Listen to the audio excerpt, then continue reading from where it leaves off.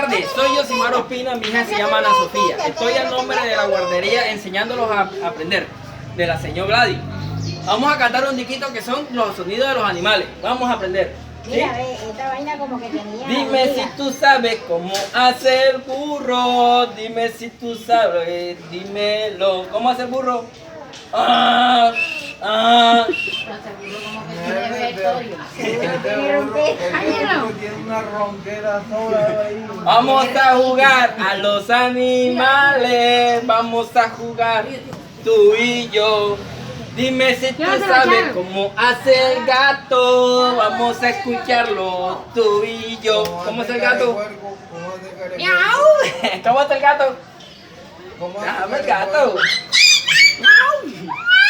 Vamos a jugar a los animales. Vamos a jugar tú y yo.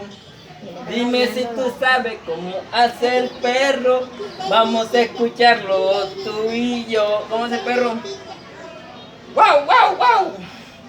Levanta las manos, levanta las manos. Bien. Vamos a jugar a los animales. Vamos a jugar tú y yo.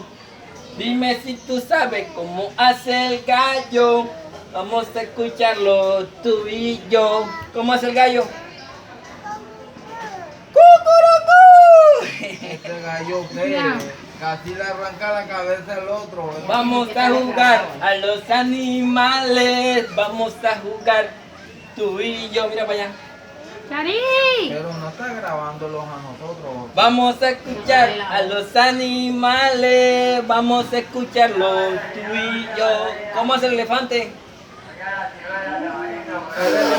Ajo, el elefante no está así. Ya.